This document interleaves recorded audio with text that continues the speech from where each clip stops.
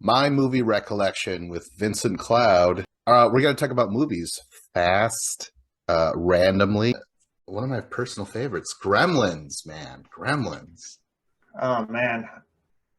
Yeah, you're gonna have to carry this one. I haven't seen that for such a long time. Really? And is that because you were like, as a child, you were like, this is beyond me, or this is below me? No, I don't know. Just never. I guess never came across it at the age where I should have, and then just never bothered to like go back to it much. I guess I don't know. Yeah, yeah. I mean, what do There's you want? certain They're gremlins. Don't feed them after midnight. Don't get them wet. third Uh, one. You want to survive? What can't you do? Look them in the eye. I don't know. That's apes. Killer ape. Um, it's they can't don't let him in the sunlight. It'll kill him. Oh, Yeah. Yeah, it's very sad. In fact, that's the ending of the movie where like it's up to the last gremlin, Stripe. He's got this white mohawk because it was the 80s, and they were like, mhm. that's how we distinguish him as like the leader of the gremlins and stuff. But I fucking love that movie so much. Like all the gremlins die from in a theater fire, right? Right. Remember Yeah. that? Okay. And then after that, it's all about trying to kill Stripe at the end, right? And I loved Stripe so much. When I was a kid, I had a Stripe doll. It was awesome. And then one day, during the night, we were like, I was so small, so young. We were driving, and our vehicle just caught on fire randomly.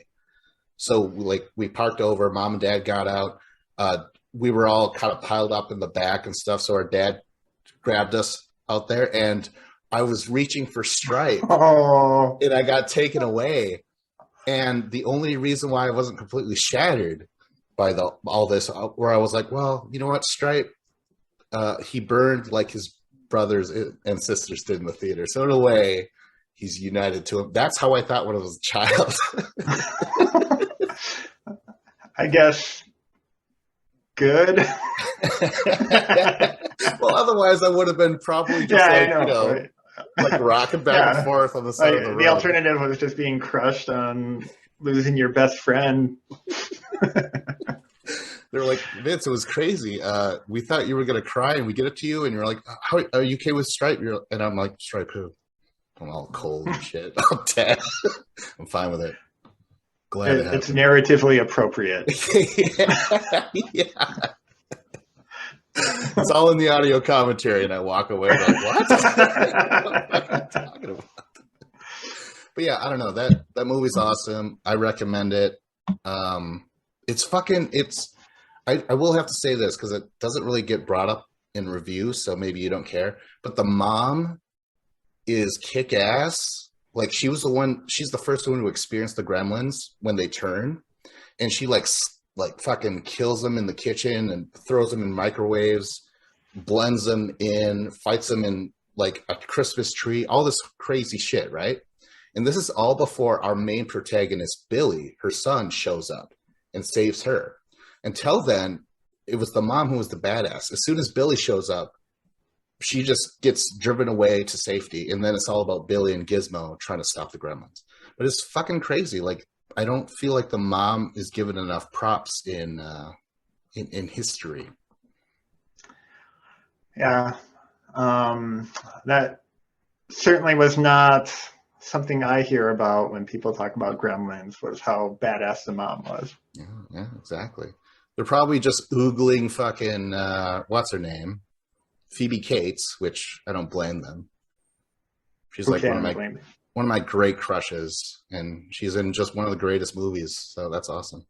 And in the sequel. Yeah. Moving on, John. Is Species. Holy shit! Oh my god! You know what? It's got Natasha some nudity Henstridge. in there, Scott. Naughty, What is it? naughty nudity. Natasha Henstridge. But yeah, got some nudity. She's a very attractive woman. I've watched this maybe in the past year or so. Hadn't since I was younger. Have you seen this movie? Are you familiar with it? You're familiar with the nude scenes? Yeah, I went to Mr. Skin and yeah, I saw it and I remember seeing it and I was kind of young and I was like, oh my gosh. She's like, there's a sex scene, but at the same time it's Alfred Molina, so it's kind of hard to get hard. I did not have that problem. There's a lot of in this movie. We got Michael Madsen, Forrest Whitaker, Ben Kingsley Jr. Is that his junior? Or is it no, it's just Ben Kingsley. I don't maybe there's a junior out there. I don't know. But then like you said, Alfred Molina. All good actors. Great movie. I like this movie a lot. I feel like it holds up. The concept of this little alien growing into a human person or using a human, I don't know, they're like a little baby, but it's an alien in an adult human's body trying to mate and find a mate. It's just fun to watch her go through these guys. Like, how do I get a guy? Oh, I'll go to a bar. Oh, this guy is, I don't like this guy anymore, he's mean. Kill him. Dead. Yeah, and she's like trying to kill this one dude, but he's obnoxious and a creep. So she puts the napkin over her drink, and the waitress. Do you know about that? Like how girls, if they feel like they don't like the date or they feel like this guy's a creeper, there's a little secret code. Too many times have I seen them try to stop me from slipping them something. No, I'm kidding. I always get away with it. No, that's an awful joke. But no, yeah, I know what you're talking about. She does that in this movie? No, that was me just trying to shine a light for. No, actually, you know what? It's probably a disservice. Some girls were like, "Hey, asshole." That was our move. All women know that so that we don't have to deal with some fucking creep prick. And now they know. Fuck you. You just gave it away. You're right. Yeah. You lost all your female viewers. Shit. Right there. Well, bye. But you know what? Who's sticking with Natasha? Whatever. Because she's looking for a male. Let me ask you this, Scott. Okay, she shows up and she's like, you know what? I'm sick of the games. I'm sick of the lies. I'm sick of the pickup lines. She's like, Scott, I'm an alien. We need to bang. And okay, so she would be like, "Hi, Scott. I'm an alien. I look like this. Let's bang. And this is my voice." And I'd go, "No more talking." Is that like, let's go. I'm down. Say no more. Put a little alien baby inside me. Or I'll put one inside you. Whatever needs to be done. oh my gosh, I was like, napkin over the drink. Does that apply to men? Come on, there's an alien. Did anyone else hear this? You see what I'm dealing with? Where are my boys at? Who's got my back? That's awesome. Got you killed. Well, either way, I feel like we're getting killed by her. Well, hey, you know what? That's all I remember from the movie. Oh, yes, Tits Ahoy, and boy, that do you remember that? Yeah, that's on the video, so we can show that. We can show that's on the cover. We can show that. Yeah. It's not like you got to go through a room with beads to look at this movie. You know, the back room of a. It's out on the floor, baby. VHS. Yeah, out on the floor. Probably had a poster too. Pick that up. Yeah. So anyway, that's Species. Moving on. Nudity. She kills guys. Moving on. Hell, what's up? All right. So this is a movie that has not been remade, and it better never get remade. Hold on. I want to add a little wrinkle to this whole thing. Let me guess what the movie is. Tell me the two actors that are in it or the number in the title. How many words in the title? I want to try and guess this. There's 4 words in the title. Okay. If I tell you either actor, you're gonna know. There's 2 male leads in this movie. Okay. That's fine. Just let me know. It's from the 80s. You want to know? Yeah. Give me 2 names. Michael J. Fox, Christopher Lloyd. Back to the Future. Awesome. Oh wow, jeez. Now, I actually picked row one, disc one, because I'm like, it's a good chance that the top shelf is your favorite, and the very first one to Yeah. choose from is going to be your favorite amongst that shelf or amongst that row. So yeah. Yeah, so I actually originally thought it was going to be my Lord of the Rings trilogy was there, but I'd watched it recently, so I'd taken it off and actually I've set that on top of the shelf. So normally Lord of the Rings is in that spot. Yeah. But Back to the Future, holy shit. Funny. Like a lot of people talk about, you know, science fiction or whatever, but it's very funny first. The story is very unique where you're like go back in time but it is very cringy though. I mean, Dave, you go back through time and all of a sudden you have to make sure that your mom and your dad have to hook up. Well, that's the thing about time travel is very tricky. You don't want to change the past. And you need to nurture the things that happened, make sure they still happen. You want to know something funny?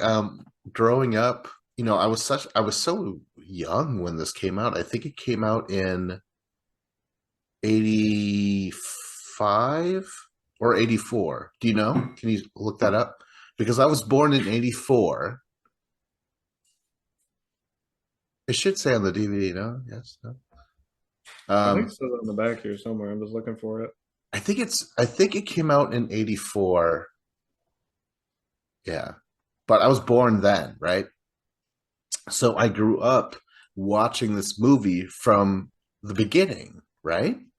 So so I remember being so young. I did like it, but I'm like I didn't realize that Leah Thompson was Michael J. Fox's mom.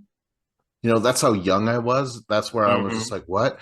But I did know. I was like, wait, why doesn't he just get with that pretty girl that's Leah Thompson? I had no idea. The reason why he's avoiding her is because she's the mom. That's how young I was. So Yeah. yeah. The complexities of time travel were lost on young Vince.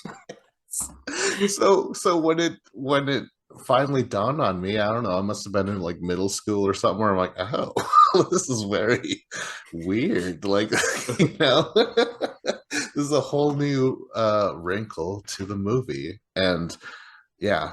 I mean, I knew that it was funny when I was a little bitty child, but I didn't know certain things. So I was always just like, oh man, I like Leah Thompson. She was cute. Why would you leave her for your fucking soy boyfriend? Soy boy.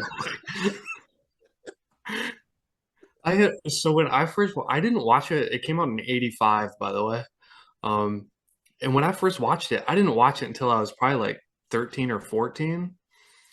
And so to me it was just like an '80s movie, and like when I was that age I was just like, I don't want to watch those old movies, I want to watch the newer movies.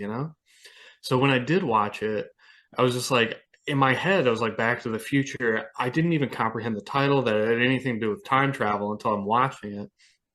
But I would kind of watching it, and it was like on TNT or TBS. So like my sister was watching it because she liked Michael J. Fox, or my mom liked and so I'm kind of like paying attention and not paying attention. And then I'm like, wait, they're like in the 50s, because like the scenes with Leah Thompson and like at the Johnny B. Bad, the guitar and all that stuff's going on. And I'm like, I thought this movie was in the 80s. It's even older than that. It's from the 50s. So I wanted no part of this movie when I first kind of saw it as a young teenager. But once I was in my 20s, I came back and I watched it and I was like, wow, this is amazing. And it was really just about Christopher Lloyd and Doc Brown, like how awesome he is of a character. And like to me, he carried all three movies. I love Michael J. Fox. I think he's great. But to me, it's still Christopher Lloyd is why I love these movies. That's fucking cool, man. I don't know a lot of people that said that shit before, you know. But I also want to give some hard ass shout outs to the guy who played Biff. He played three different villains in all three different movies, and he was so good. Like, very, very good, very funny. Yeah, I like that. I kind of like that guy in general. He seems pretty cool. Yeah, I think in Back to the Future 2, that version of Biff is the best. Where he's rich Biff, and then it's gonna weren't they gonna they got like some sports book and they're gonna bet on a bunch of sports games to make, be a millionaire. I mean, if I could time travel, that's what I would do too. I'd be like, all right, yeah, send me back in time. I'm like, I'm just gonna go to Vegas and win some money. What I realized of being a Native American, you never want to go back. I mean, you want to go back, sure. You want to go back maybe before the Mayflower and shit like that. But anything in between there and a couple years ago, you don't really want to go back. You're like, oh, things kind of suck even worse. Yeah. So Back to the Future. It's still very fun though. Fucking classic, man. Okay, so let's move on to the next. One of you fools have to choose. Oh, Matt, you choose a letter, and John, you choose 1 through 10. Does it go all the way to Z? Is that what we're doing here? Yeah. Okay. I will choose M. 5. M5. Oh my gosh. Okay. And then I also wanted to make this a little interesting, where you guys have to guess 3-word title. 3-word title. Dumb and Dumber. Incorrect. Does it start with an M? It starts with an M, right? Oh, it starts with that's what the letter was. Okay. Meet Joe Black. Oh, nice poll. Actually, that's impressive. I can't. I was really give hoping me the second letter. I was hoping for Mum and Mummer. The second letter, or any other detail. One of the other. Tommy Lee Jones. Oh, Men in Black. There you go. Yeah, I had the last word right. Hey, I like that. And the first letter, the second time. I think we've all seen it. I think it's fair to say, right? It's a classic. I think we all like it, right? Yeah. Fucking Barry Sonnenfeld, Addams Family guy. And oh my God, Addams Family guy. Yeah, terrific stuff. Back when I really did like Will Smith, and I was like, there's no way you would slap Chris Rock if you made a joke about your wife, would you? He was like, nah. Hey. Then he walked There's no way you would take in one action and change the way the entire world looks at you. Yes. Well, yeah. I love some Men in Black. We all love sci-fi. It's a short movie, isn't it? It's like straight up an hour and a half, I think. And a lot of fun, a lot of subversive stuff. I love Will Smith dragging the little chair, the little bubble chair that they sit in so that he can write. And then he asks everybody else to kind of come on and join me over by the chair or whatever it goes. And then I love the whole Edgar suit thing where Vincent D'Onofrio doing his that really screwed up with my background there, but that's all good stuff. Who else is a lot of good comedy, good action, good sci-fi. You can't lose with Tony Shalhoub. I was trying to think who else was in that. Tony Shalhoub, yep. Yeah. Who's the female character? The Rip Torn. You had that one in your back pocket. Is it Linda Florentini? Yes. Or yeah, Fiorentino, something like that. Yeah. What else is she in? She's in Dogma. Yeah. She's good. I like her. Oh, she's in a really cool like neo-noir, right? Neo-noir from the mid 90s. I can't think of what it's called. Yeah, but it's really good. But anyway, I was just gonna say, she's in these awesome movies, but I also heard she's very difficult to work with. and I kind of feel like that's kind of why she's not around as much. I mean, she was kind of in those movies and then kind of gone. It seems like there's that argument with a lot of female actresses. Like you hear about that quite often with actresses for some reason. It's not with men so much. I mean, you hear like Edward Norton's difficult to work with or whatever, but they're still making movies after that stuff comes out. But Linda Fiorentino or whatever her name was, like, yeah, she really disappeared. So you're probably right, but I don't know where these accusations come from. The fucking little alien guy in the head is like one of my favorite little parts. Mm-hmm. Actually, the really tall alien Lurch was from Addams Family. He was Lurch in Addams Family, right? I just made that connection now in my brain. Some of the stuff that has just become part of popular culture, like, oh, you'll talk about like, oh yeah, I wish I had a mind erase thing like from Men in Black, or like burning off the fingerprints and like that kind of stuff. Mm-hmm. They're like, all we got now are roofies. Sucks. Get me nows and Arrested Development. Forget me nows. Yeah. How'd you guys feel about the giant cockroach at the end? Did you like it, or you were like, oh, this is like Power Rangers? I did not make the Power Rangers connection. Good. Is that a real connection? Is there a giant cockroach in Power Rangers? No, there's just always like the villain always gets bigger in Power Rangers. I see what you're saying. Yeah. Okay. Yeah. I don't know. Some detractor, someone I fucking is always in my life apparently. She was like, "It's so stupid. It's like Power Rangers at the end." And even then, I was like, "I don't know. You're you." And I watched it, but it kind of seems like a very specific take from this person.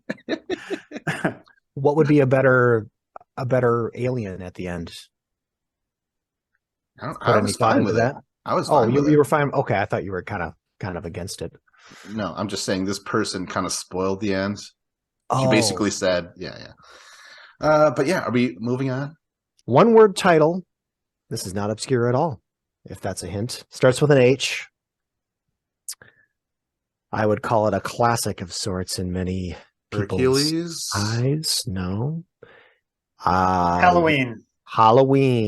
Ooh. Yes, John. Halloween. Let's talk about Halloween. Never seen it. And he came up with it. Love it.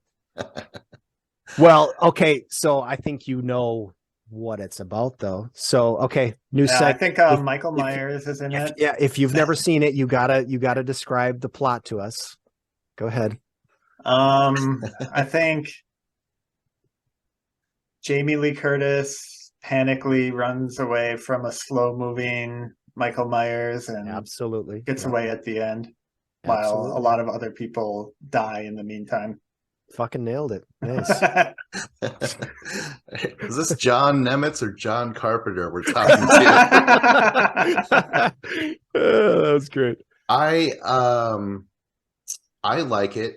It's you appreciate the creativity because there wasn't much of a budget, but still John Carpenter has great one takes. He really kind of creates an atmosphere. He of course does his own music, which I am a big fan of. That's a love.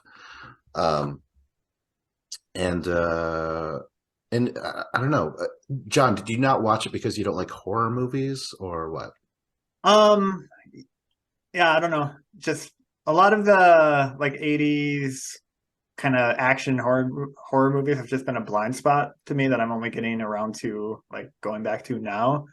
And just, I don't know, it was never like something I would jump to go watch, and just never was around when friends were watching it or anything. So just never made an effort to see it, I guess. Well, you'll feel relieved or be relieved because it was made in the 70s.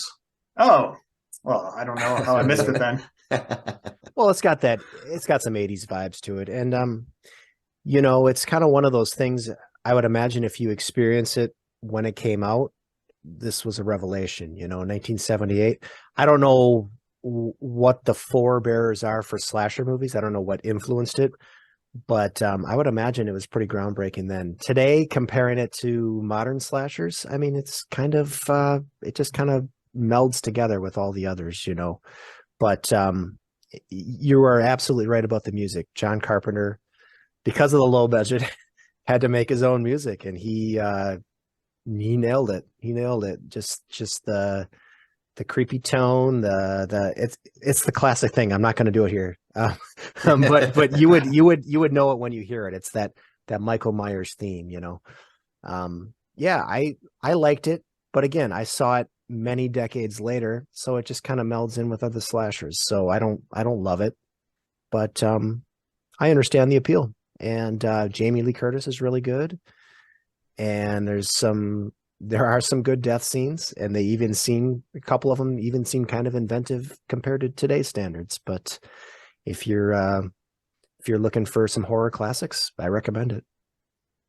And it's not really gory either. Like it's more atmosphere. It really is. It's probably the best thing. One of the better slashers, and it was the prototype. Basically, I think Psycho was before this. Some people will say, "What is it?" People always say something is the original actual slasher. But yeah, I was trying to think of what came before Halloween, and I can't. Let's see. Texas Chainsaw Massacre, was that about the same time? That's probably about the same time. Wow, close, really close. Yeah. But yeah, I can't think of what else would be around that time. Donald Pleasance, he's good in it. I think he's effective as the guy who's like, Michael Myers should be put away and shit like that. Oh yeah. Okay.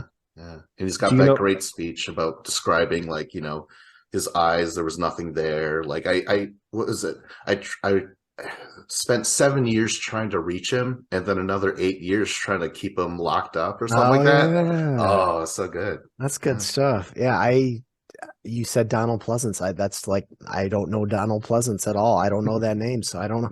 Has he been in anything else? I have no idea. Oh man, but yeah, that's good stuff. Moving on. One word title. M.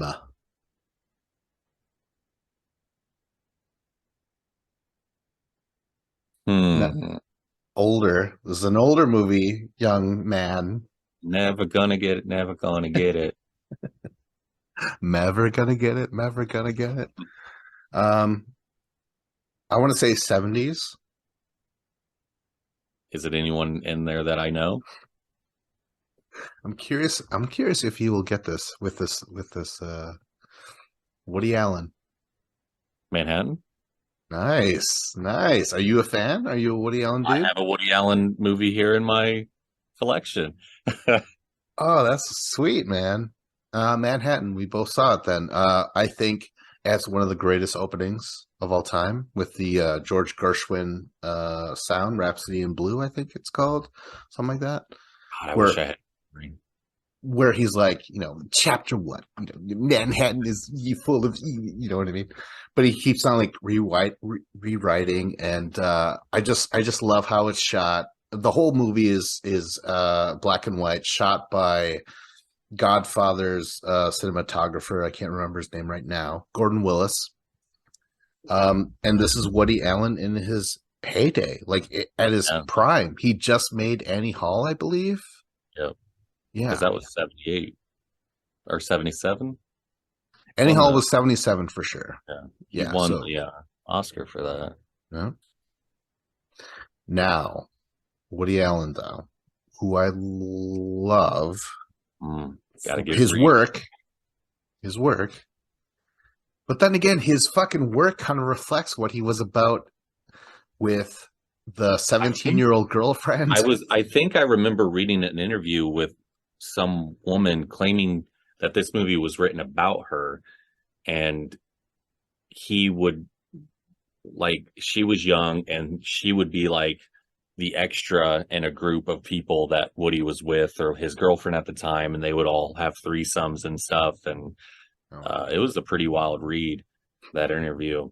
But yeah, then you watch this movie and you're like, oh fuck, like, it's like he has such a humor to him, but then you have to think beyond closed doors. It's this weird, like, he's not the character. He's way more confident. He's way more like, yo, I got an Oscar, motherfucker. I make a movie every year. Yes. What was it? That I was think it something I might have been really 70. admired about. Exactly, 77 to like 2020, something like that. Every year, written, directed, produced. And even if some of the movies were similar, you know, young girl, older guy, it was still impressive that he was pulling off that feat every year, and sometimes usually with big name actors, actresses. Like how does one do that unless they're just fucking good at writing? And he is. Yes, yes. But Manhattan itself, gosh, I don't know. Who was the Muriel Hemingway, something like that? Is that her Yes, name? yes. I remember liking the movie. I used to have I was collecting every single one of his movies, and then one day I like all this stuff was coming out even more, and then I kind of just tossed a bunch of them, and I just happen to have a few left over. And I'm really mad because I can separate artists from art, but at the moment I was just like, no, fuck him. Right. Yeah, yeah, This exactly, was one of man. those movies that I tossed. Uh, I did enjoy it though, because even though it's like this young chick, he knows how to write, you know, characters that are into each other, and there's always sweet moments. And Of course, we have Diane Keaton as the woman that he eventually leaves her for, or yeah, but then wants back or whatever. But Diane Keaton is always a treat. I will call her that, a treat in Woody Allen movies. I do enjoy her every time. Um, the ending always lives with me when he's like on the couch and he's like, well, what makes life worth living or what's enjoyable or whatever, and he just names favorite actors, music and shit like that. And yeah, like if I was on the couch, I'm like, what makes life worth living? I probably would say Woody Allen. Like it's crazy how disgusted I am with his private life, but like his work I absolutely need, I feel like, yeah. I yeah, like man, like watching like falling into like his movies. I don't even remember what the first one I watched, but what is it called? Sleeper? Like I watched that because I was like, oh, let me check out this one. And I was just like, dude, this is so funny and clever and unique. And yeah, I'm a fan of his movies. Manhattan, let's do it again. Where does the stack? Is it up there?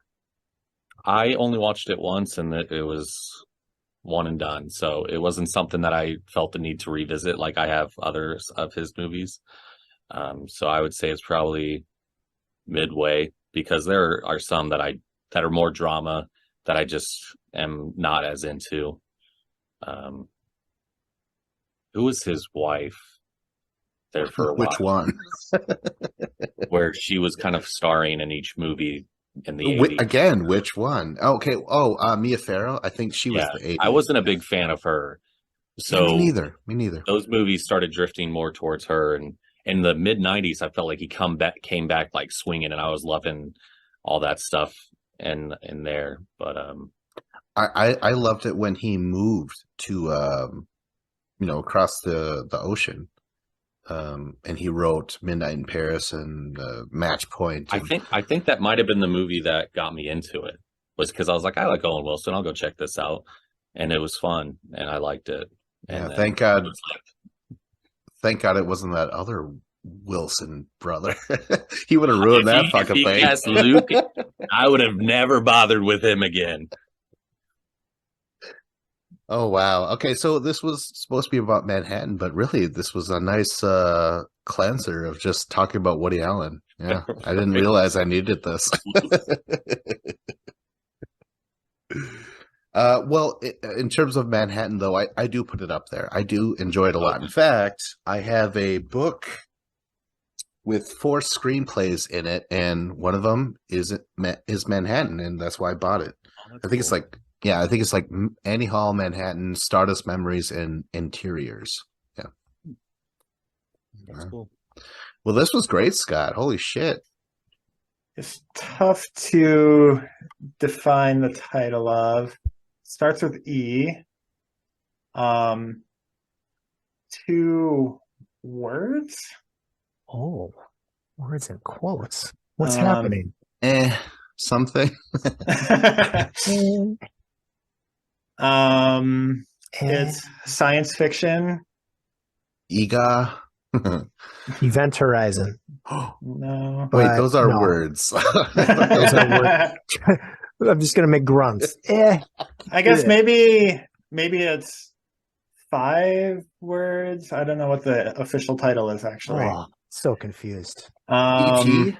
yes. Oh, Wow. Good one. All right. We've all seen it. It's classic, right?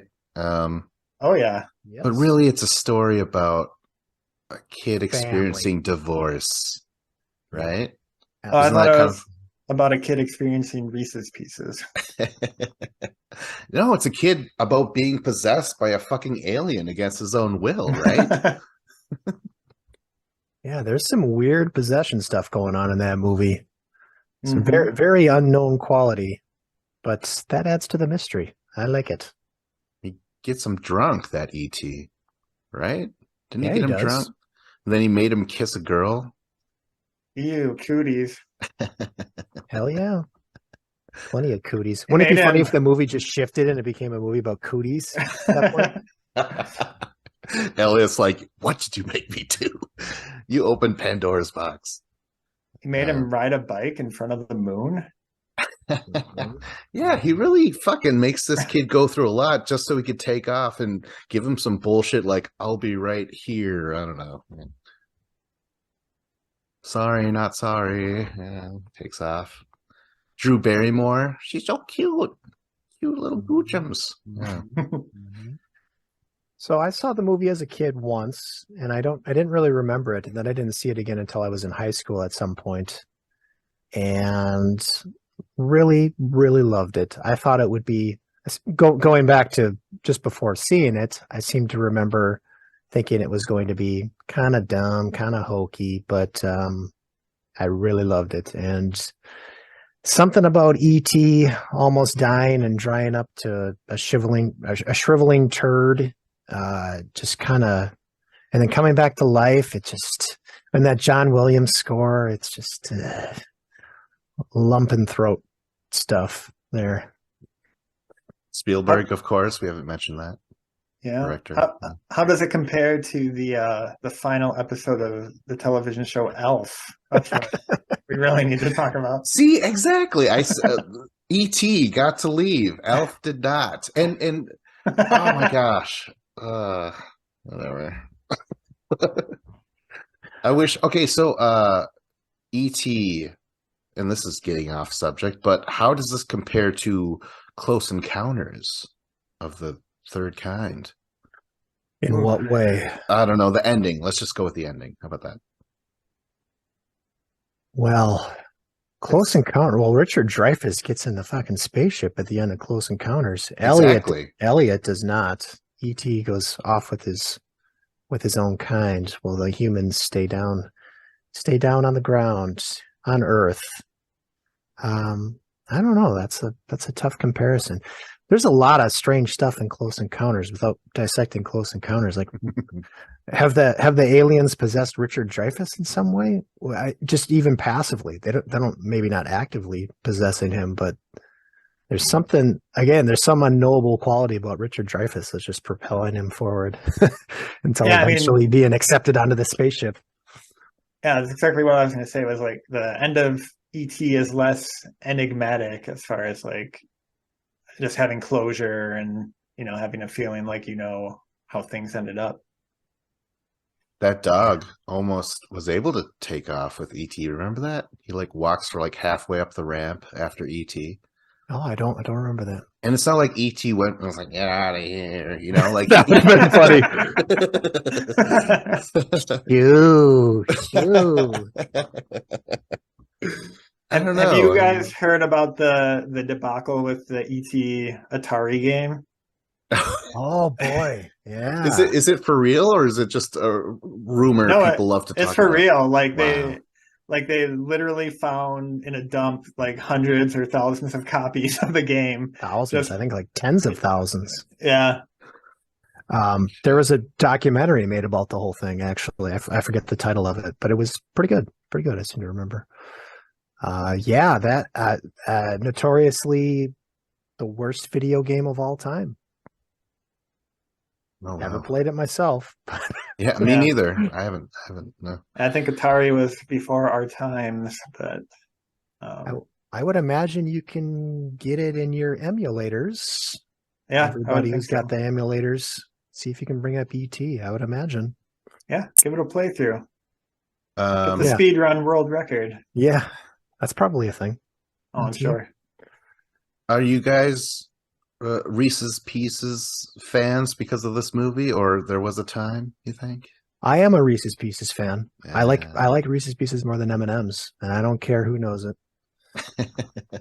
M&Ms are overrated. I still kind of like M&Ms, but yeah, Reese's Pieces are good. I don't get them very often, so I don't really get to enjoy them very often. So maybe it's recency bias or whatever. But yeah, every time I have Reese's Pieces, yummy. Is that from E.T. though? Do you think? I don't think so. No. Okay. All right. No. Just So from you- the superior flavor. Yeah, of course. How about S&Ms? That's a good, nice little treat. Eat them by the clamp full.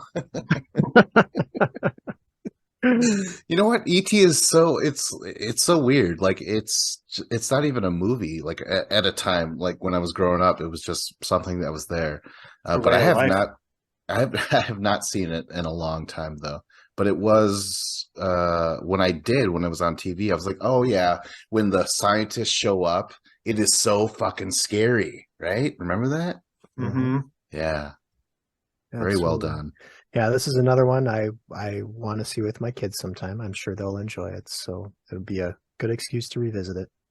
And is it up to them to ask you when they experience this? You asshole. That's a nice reference. No, of course not. Of course not. Right. Hmm. Well, yeah, I don't really. I could go on. I mean, ET being mistaken for the stuffed animals, iconic as shit. Like, I don't know who came up with that. Actually, there's a story about that. Some guy who just showed up, he came up with it, or like a crew member or something. Like that wasn't supposed to happen, but some lower worker came up with it, I think. Lower, dismiss the worker. Yeah. Yeah, I think Spielberg's kind of notorious for that, being collaborative and just open to best idea wins, and that's why Spielberg. It's awesome. Yeah, no. Go ahead. I was gonna say, of course, all the the iconic stuff, ET phone home, the glowing finger, like Your finger was Yeah. going. Hold it up again. Hold it Do up it there. again. Say Hold it up. something. ET. Gonna use that. The movie would be called JN. So the ET. So JN text home. text. JN introverted. There was so the updated version. I don't know what you call it, but so Spielberg added special effects.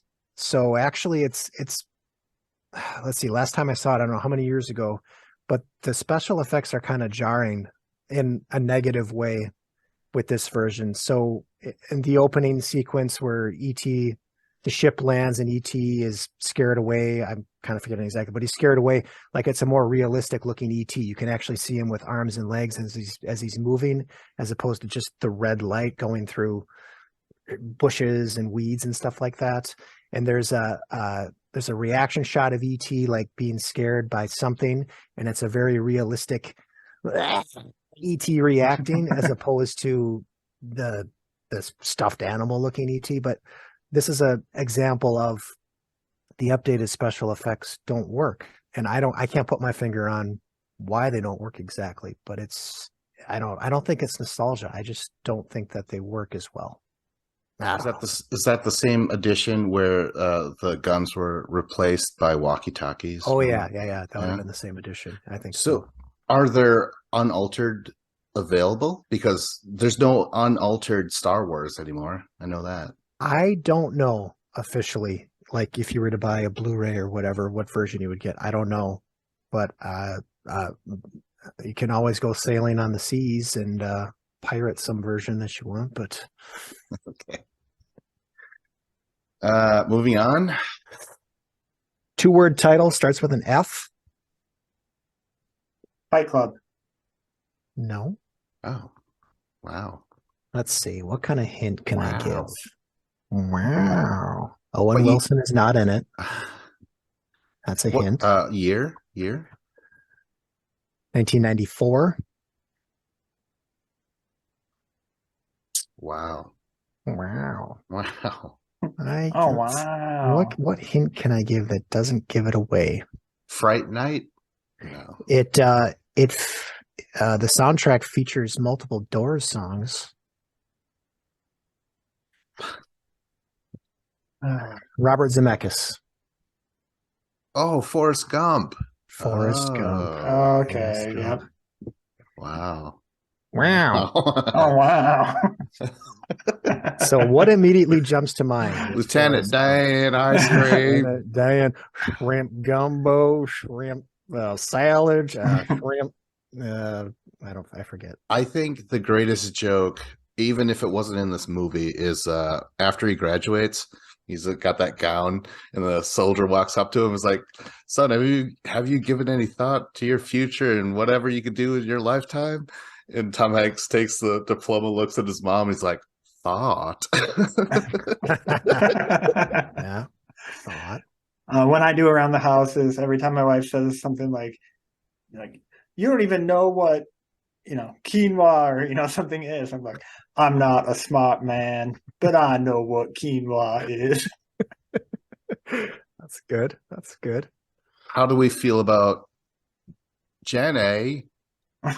Jenny. In what context? Yeah, what do you mean? Well, Great performance. Robin Wright.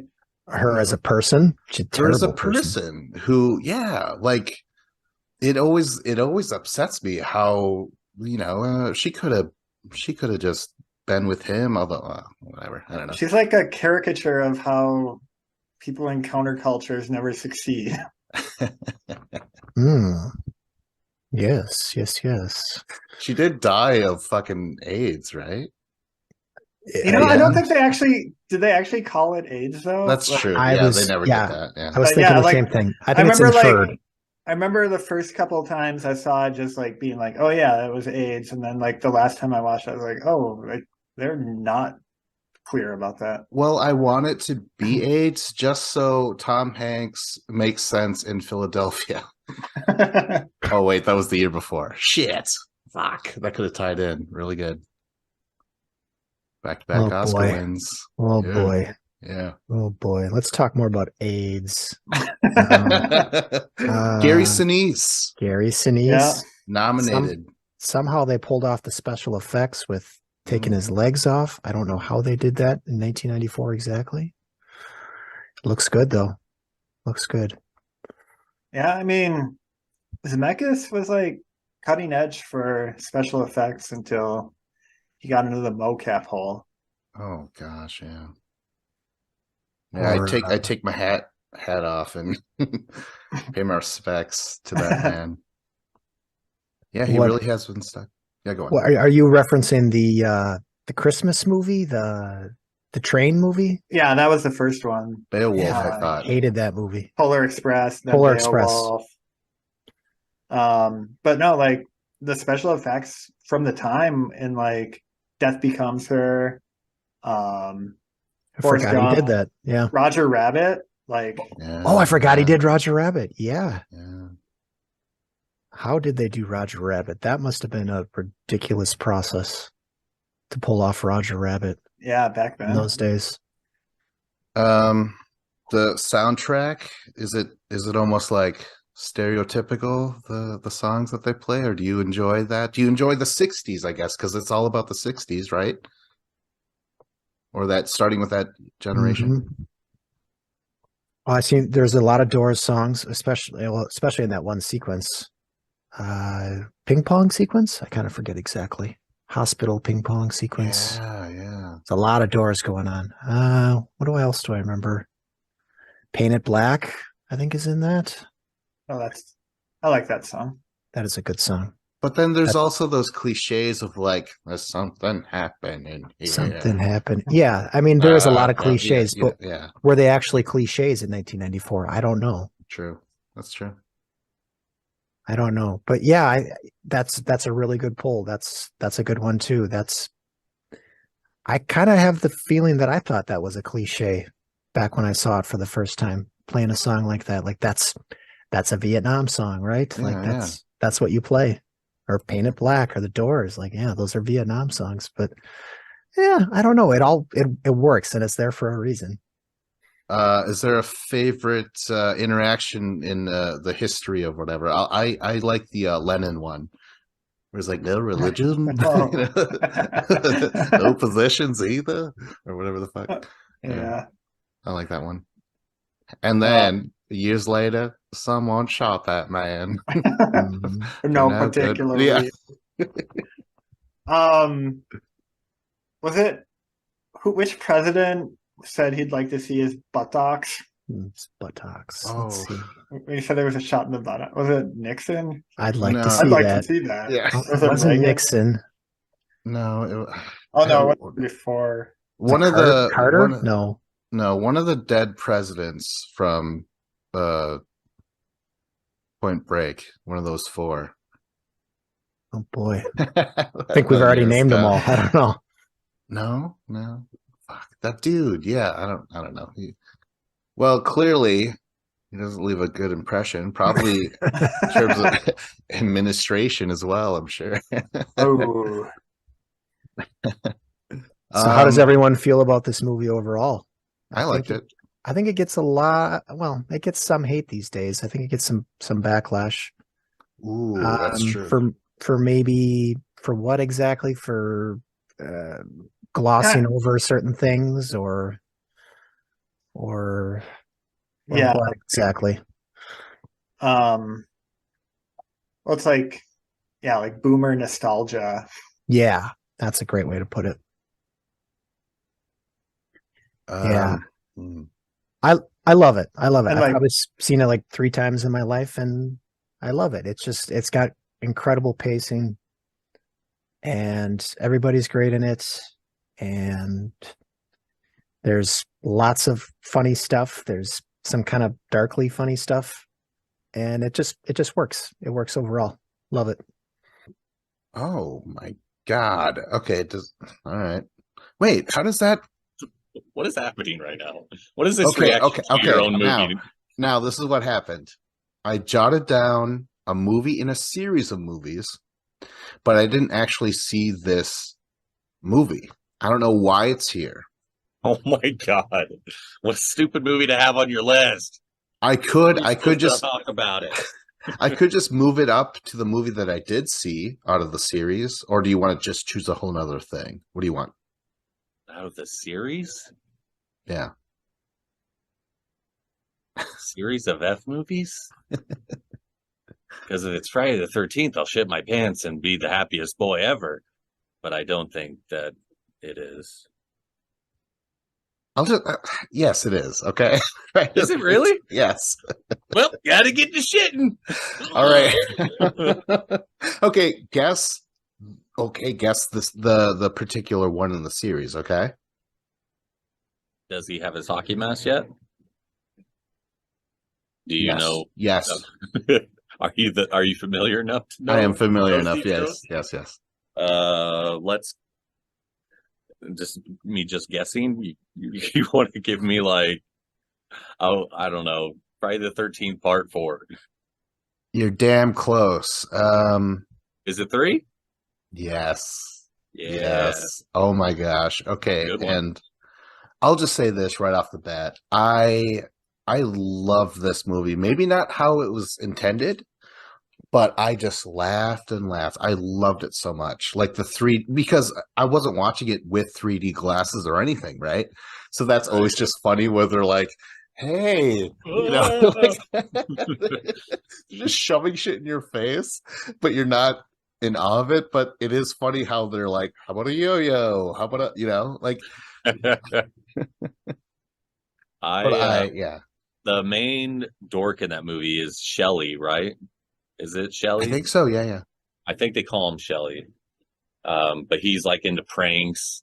He's the nerd, and he puts pranks on people to like show him he likes them.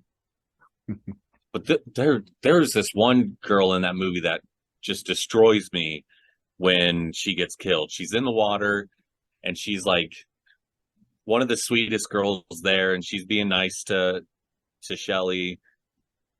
God, I hope that's what they call him. Anyway, No, I think that sounds really familiar. Yeah. So, and then like Jason shows up, and she thinks it's him.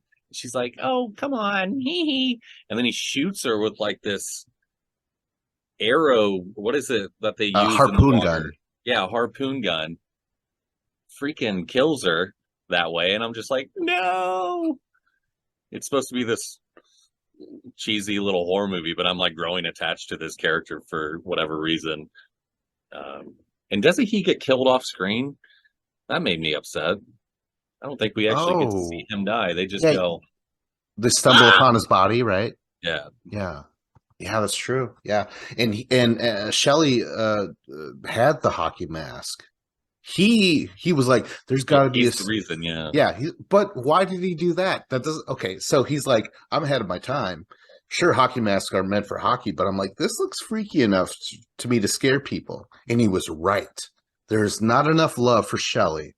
And also in terms of tastemakers, the girl that died, she was like, oh yeah, I gotta taste Shelley. You know what I mean? She knew as well, man. You know what I mean?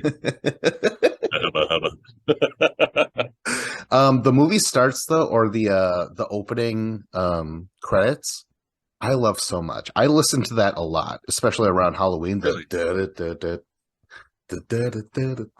love that. Oh my gosh, it's amazing. The movie also has those stupid, like, bad boy bikers. So, like, even though I love the movie and I love the franchise, there's always this stupid shit like that in it, where there's this whole side plot of these bikers at the store, and then they're like, "Oh, we're gonna get those kids because we're mean bikers." Just obnoxious. Right. Yeah, but they spend a lot of their time in the barn. I think they all get killed in the barn, something like that. Yeah. I have Friday the 13th posters up.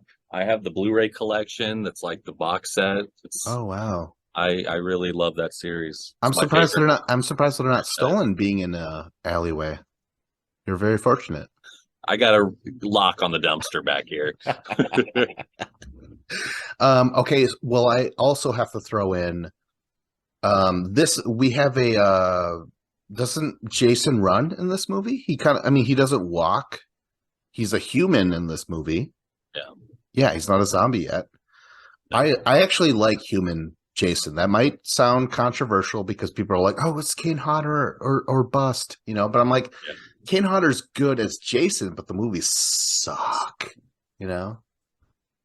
Unfortunately, Kane Hodder's also in some dog shit Jason movies. So they're not like the best. Like, it's kind of 3, 4, and 6 are like my bread and butter when it comes to Jason. Oh, really? Oh, that's cool. And everything else can kick rocks. No, I enjoy everything about him, but the ones he's in, like 8, goes to Manhattan, it's on a boat the whole time. He throws a person into a computer deck and just they burst into flames. The hell's going on? Anyway, 1 through 18. Wait, no. I have to say one more thing. The ending has one of the most craziest, I believe it's 3, where isn't like after she thinks Jason's dead and then she's having a dream, I think, and she's on the boat, right? She's in the lake and then Jason pops up. He's like, he's got his mask off and he's looking at her through the window and then he starts like running after her from the barn. I believe that is the same. That's 2. I haven't seen 2. I don't think that is it. I think it's 3. Because isn't 3 when he gets hanged in the barn? Yeah, but then she has that nightmare at the very end where he's like looking at her from the window or whatever. I don't remember. Well, either way, Very well could be. I think it is. It freaked me out. And that's back when he ran. I think a running Jason is scarier because, okay, this is me being snobbish, movie snobbish. Michael Myers walks. All right. You run, asshole. One word starting with B. Beethoven. This feels like deja vu. John, you got something? No, Badlands. all I can think of is Barbarella, which obviously. Okay, I'll give Bambi. a hint. Bambi. No. Oh, that's too easy. Kim Basinger. Kim Basinger. Not LA Confidential. What else do I know her from? Uh, Batman. Yeah, Oh Batman. yeah. Batman. She was in Batman. 89, I believe it was. So did I see this in theaters? I don't know, but very good. I like this a lot. I think I prefer it over Batman Begins. I know that. What do you guys think? So are you comparing original Batman, like a reboot Batman movie to a reboot Batman movie? Is that what you're doing right there? Yeah, I think so. Yeah. I don't know. Tim Burton is more creative than Nolan. Yeah, I don't know. Ooh, Michael Keaton. That's a hot take. Michael Maybe. Keaton, a very unusual pick for the lead, but I think he was very good. I believe it. I believe him. Yeah. I actually never saw it until like a year ago. Oh, really? The one we're talking about. And I don't know, like I feel like when we were growing up, people already thought it was cheesy or something. So I just never gave it a shot. And I'm like, actually, I like this a lot. Like this is really good. Well, it's got that whole Prince thing in the middle of it. That whole just art splashing paint all over the art thing. I think that's where a lot of the cheese comes from. I don't know what to say about that whole sequence. I don't mind it. Yeah. Hey, I grew up in a house where Prince was king. All right. Was that a happy accident you just had there? That was good. It's all happy. It's a happy night. I live in the Twin Cities, so we have to like Prince. I went to his Paisley Park for a work event one time. You have a number of work events. I like it. Yeah. Oh, yeah. Okay, but here's the thing where people are like, Heath Ledger is better than Jack Nicholson. So I'm like, well, first of all, they're written totally different, like, and I think Jack Nicholson does a great Joker. I think his Joker's just fine. Yeah. Great. It's two totally different tones. They're both great. They both stand up. One thing that stands out is I believe this, my mind might be completely wrong about this, but I think this is the first movie I saw in theaters as a kid. So 89, I'd be 4 years old. Ooh. So it seems like that would be a rough movie to take a 4-year. So I don't know. I think I have asked my dad about this because I think I just went with my dad, I feel like, and I've asked him about this and he doesn't recall. So yeah, I don't know. I might be totally wrong about this, but I feel like I had to get up at some point. Maybe I was scared. I don't know, but I think I had to go to the bathroom at one point. And then I just recall there was a lot of people and it's probably a really freaky scene for a 4-year-old with a dark Batman movie going on screen. But yeah, I don't recall anything that I saw on screen from when I was 4 years old. I just kind of remember the experience. But this is a good movie. I like it a lot. This was Tim Burton in his prime. Has any Batman ever had better looking lips than Michael Keaton's Holy you're just the memories are flooding now. This is good. Well, No, to you're right. answer You're your totally right. question, to answer your question, John, Val Kilmer in Batman Forever, get the fuck out of here. Come on.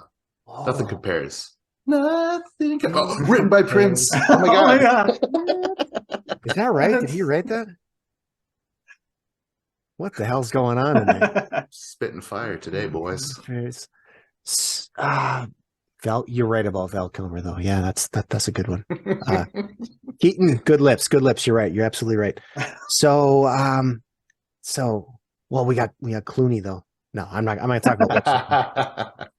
Okay, so I was thinking of Batman Returns. So Batman Returns is really good too. Yeah. So what do you think, Vince? Which is better, the Batman or Batman Returns? Ooh, I do like Returns. I do. I really do. I'm just gonna go with the first one. I think overall, I'll go with the first one. One of my favorite parts, this could have been in any movie, but when the Joker, he calls in his assistant Bob, his right-hand man, at the very end, he's like, Bob, gun. He takes the gun and he shoots Bob dead. I'm like, what the fuck? That's right. That's awesome. I love that. I mean, yeah, this one has Jack Nicholson, and he's so iconic. Yeah.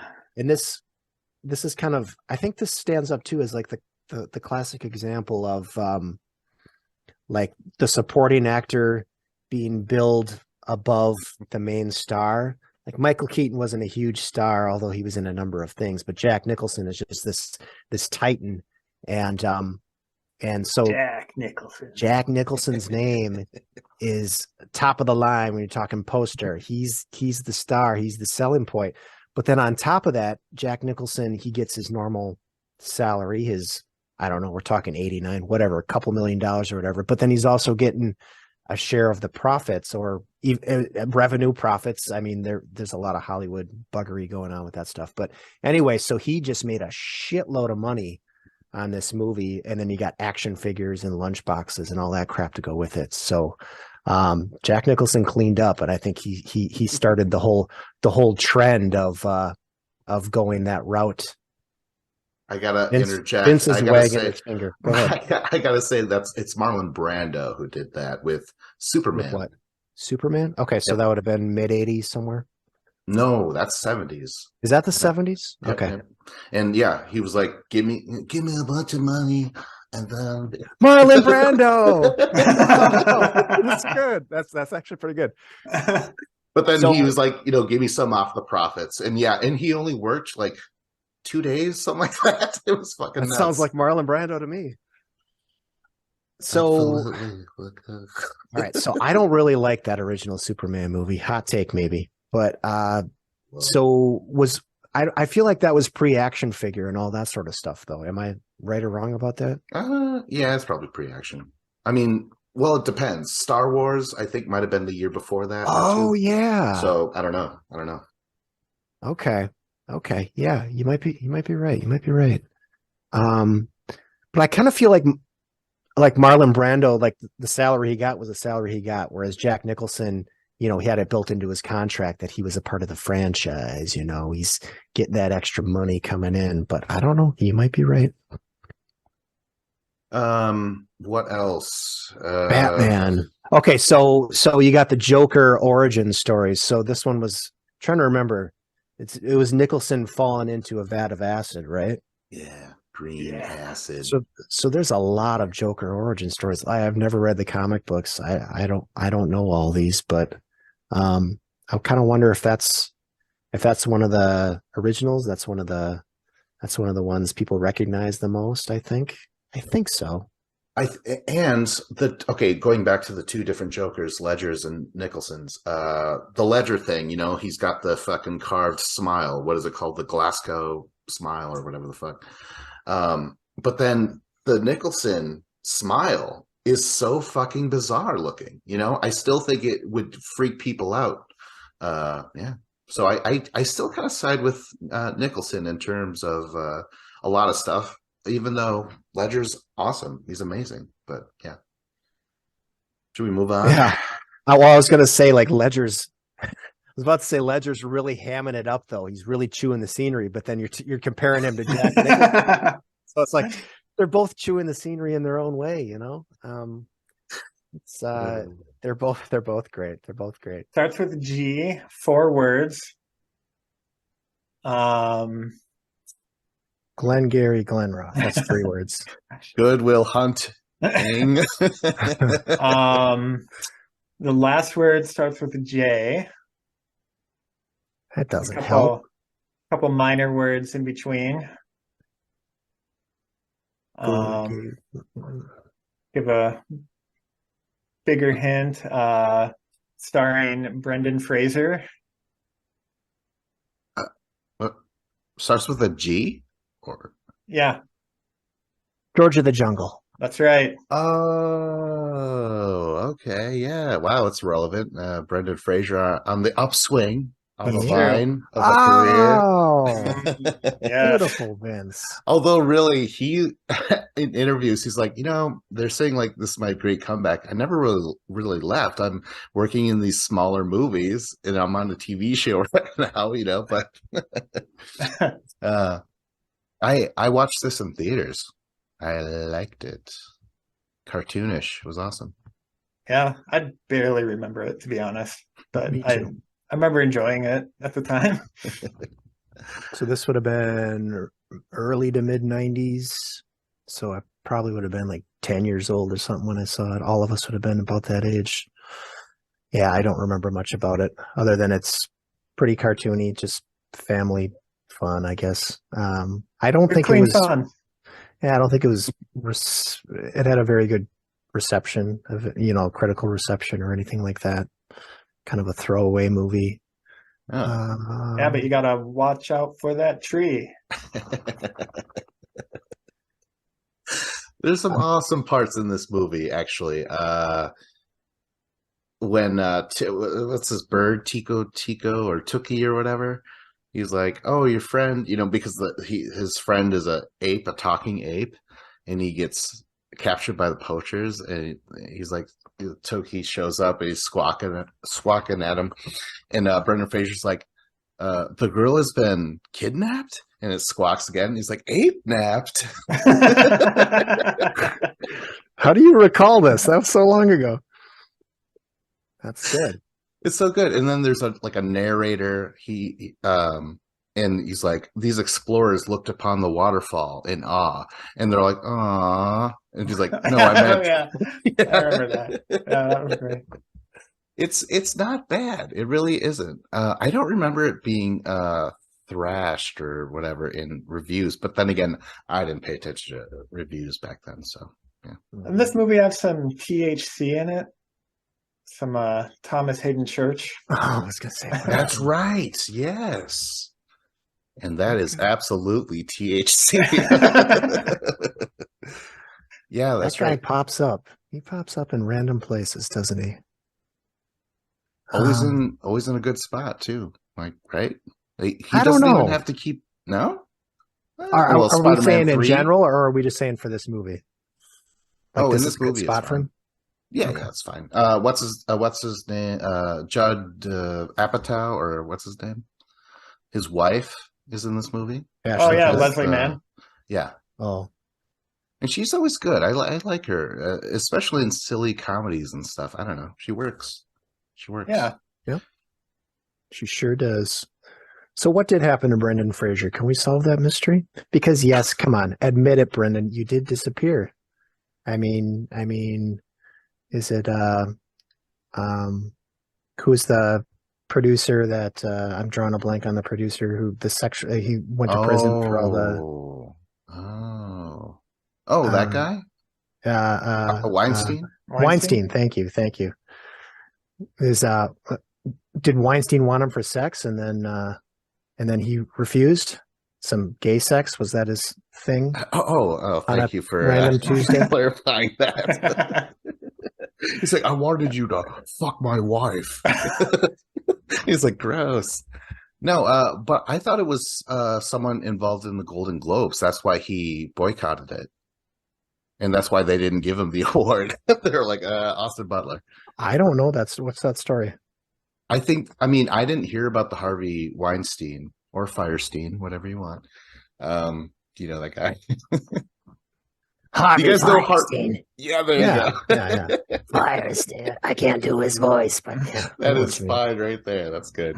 But I heard that the Golden Globe president or some shit tried to do that to him, and that's why he's like, yeah, I'm nominated, but I'm not going to go over there. Like they haven't, like they let him go, but they didn't apologize to me, or they didn't. I don't know. It just wasn't done correctly, and he's like, no, I have my pride. I'm not going to just show up. Yeah. I don't know anything about that. So that would have been about the time he did. So like early 2000s or something we're talking about. Oh, I don't know. Okay. When he was hot, so we're Yeah, like early 2000s.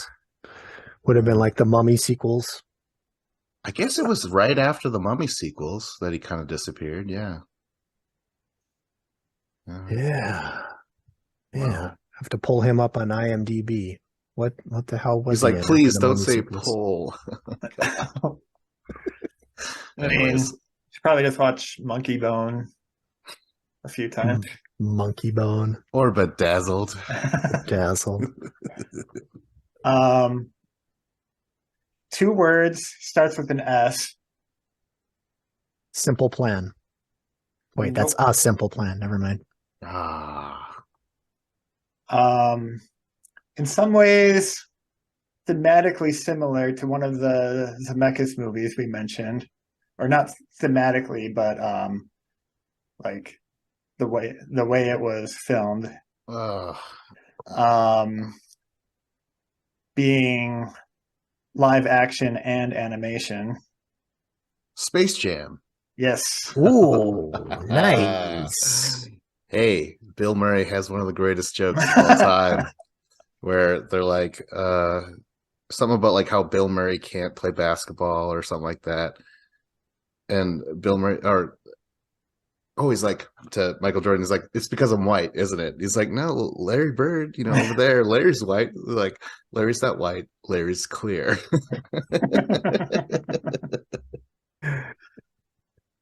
Amazing shit. But I love Bugs Bunny. Goddamn, like that's awesome. I wasn't into basketball. I know Michael Jordan's good or whatever, but to see my boy up on the screen, it was cool. Yeah, I was definitely a big fan of it when it was new. Loved all the Looney Tunes. Don't remember the aliens much. Honestly, I just remember, like, all I can think about looking back is like the episode of Futurama where like the aliens had to play basketball against the Harlem Globetrotters, and that's replaced all my memories of Space Jam. The Monstars and the leader of the planet that the Monstars came from was voiced by Danny DeVito. Yes. Do you remember that? And they stole. Let's see if I can get the basketball players they stole from. Muggsy Bogues. Sean Bradley was the big tall white dude. Charles Barkley, Patrick Ewing. There's got to be a 5th one. I'm drawing a blank. Larry Johnson. They got too many big guys. I don't know why they didn't get more perimeter skill players in there. Reggie Miller or something. That's the biggest fault of the movie. That is my biggest gripe. Too many power forwards. Larry Johnson and Barkley. Come on, they couldn't exist together. That was their fault. That's why they were taken down by what is the name of the team? The Toon Squad, or what do they call themselves? Oh, geez, I don't remember. But what about what's Rodman? Is he one of the guys they could have used? He is not. He's a power forward though too. That wouldn't work. Work. You need some outside shooting. Reggie Miller would be prime for that. But just consider the outrageous Monstar that would have made. Very controversial. Blurt out sometimes. I like this movie. I have seen it within the past year or two because my kids saw it. I think it holds up fine, but Michael Jordan is not a good actor. I think is what stands out. So What about when he goes in the Toon world and he gets blown up like a balloon? I don't remember that specifically, but Isn't that a thing that happened? Oh, that happened to Newman. You're thinking Wayne Knight. Oh, Wayne Knight's in that too. Forgot. Yeah. Forgot. But people were comparing, because the new Space Jam came out within the last year or two, and I'll say LeBron James is a better actor than Michael Jordan. Not a better basketball player. I'm not going to go there. Shit. Okay, all right. But, believe it or not, that cut the deepest. Although LeBron isn't great either, but better than Jordan.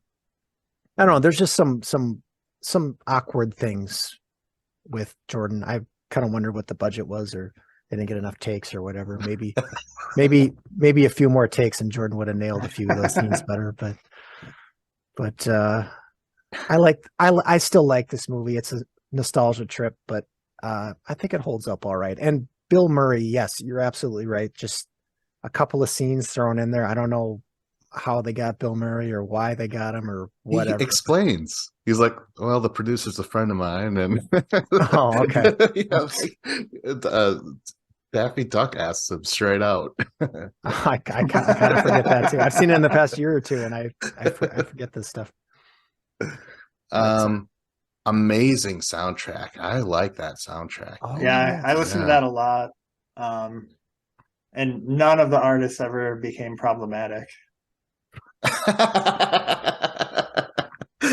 R. Kelly, was it? Or yeah. Oh no. I was trying to pinpoint that one. R. Kelly, yes. Oh boy. I thought you were going to say Steve Miller. What is on that soundtrack besides Fly Like an Eagle and the actual Space Jam song? I never Welcome to the Space Jam. Yeah, okay. Very few opening credits will actually make me like, I kind of want to do this dancing thing. Father, teach me how to dance. I almost kind of feel like expressing myself when I hear that. Yeah, I thought that was a great, yeah. So I took a shit instead of like, I don't get it. Favorite tune. Yeah. Mine's Bugs, of course, and that means you guys have to pick something else. I always liked Marvin the Martian. Was he like a referee in that? Oh yeah, it's both tune and alien. That's right. Oh my gosh, I never made that connection before. Thank you for pointing that out. Sir Altitude, Marvin the Martian. That was good. Lola Bunny. You sick fuck. I always had a thing for Taz, of course. Yeah. An agent of chaos.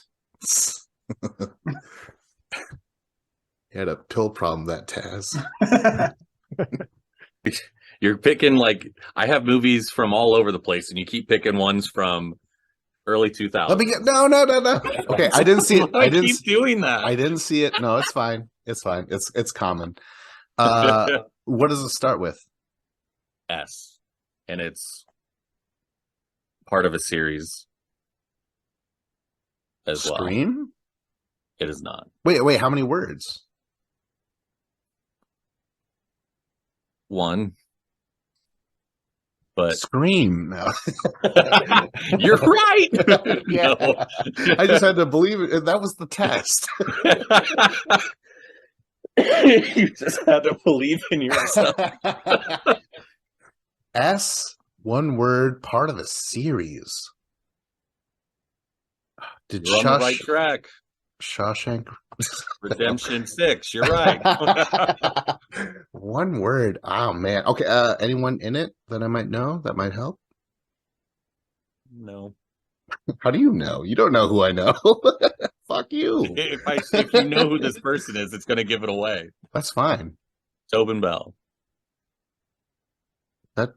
Who? Tobin Bell? Yep. Who's that? I don't know that. Apparently you don't care for this series as much as I do. It was very important to me growing up as a teenager in the mid-2000s. Wow, I'm drawing a blank, man. Any You're other on the right track with Scream? Shriek. Shriek if you know what I did last Maybe Halloween. same genre.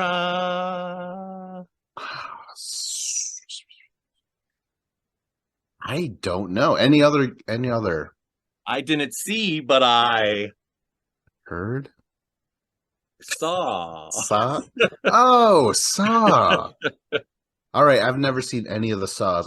Really? I've seen a bit of the first one, but that's it. And I've kind of tried to avoid them. But yeah. Why? Scared. Because I'm not a fucking I'm not into what is it called? Torture porn or whatever. Don't call it that. People only call it that when they haven't seen it. I'm sure it's not, and it sounds like it's pretty inventive and stuff like that. But which Saw though? Which one? That's up to you to guess. I don't care. Saw It's- 4? It is. It is Saw 4. It means nothing to me. Saw 4, baby. Oh, the head in the little weighing bucket. Yeah. Okay. Well, where does oh shit, should I describe the movie, Scott?